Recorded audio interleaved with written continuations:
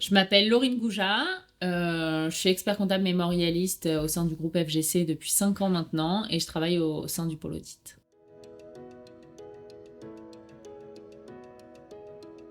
J'ai fait un bac S, ensuite un DUT de gestion et après j'ai fait le master comptabilité contrôle audit à la Sorbonne. Avec ce master, on avait des équivalences pour le DSCG que j'ai eu et ensuite là je suis dans le parcours pour devenir expert comptable.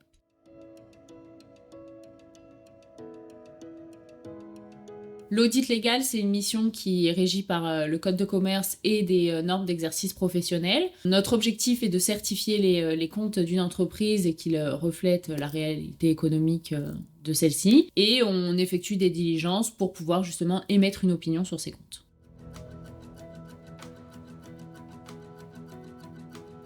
Le commissaire aux comptes a un champ d'intervention très vaste. On intervient lors de plusieurs opérations de société, donc par exemple des apports en capitaux, la transformation. On a aussi une mission particulière pour la prévention des entreprises en difficulté. Plus largement, nos compétences nous permettent de réaliser plusieurs missions comme des audits d'acquisition et on est aussi à même de travailler sur les nouvelles problématiques comme notamment les données extra-financières, la durabilité.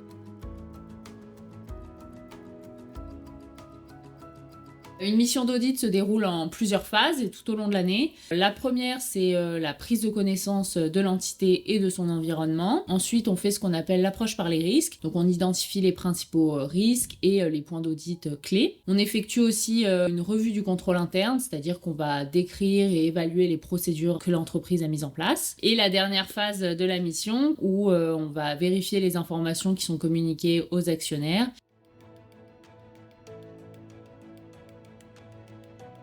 C'est vrai qu'on peut être parfois vu un peu comme des gendarmes parce qu'on vient contrôler les comptes, mais en règle générale, ça se passe plutôt bien. Les clients nous connaissent, on est nommé par les actionnaires, on travaille aussi en bonne intelligence, on peut émettre des recommandations. Donc globalement, ça se passe quand même bien, on est plutôt bien reçu.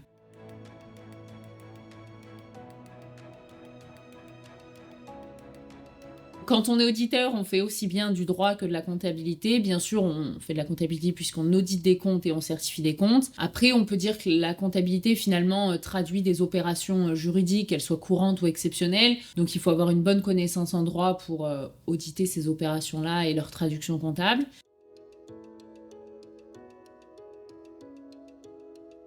Donc on est aussi nommé par les actionnaires et une de nos missions est de s'assurer que les informations qui leur sont communiquées sont justes, pertinentes et leur permettent d'appréhender correctement les comptes.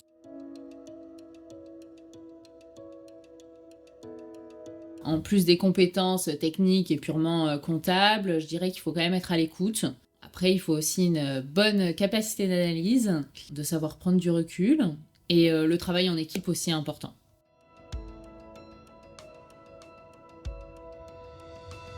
Peut être vu comme un peu des geeks à fond sur leur tableau Excel, mais bon, on va dire que c'est plutôt un bon outil pour auditer les données des clients et savoir les exploiter. Après, c'est pas une fin en soi, c'est pas parce qu'on maîtrise Excel qu'on est un bon auditeur.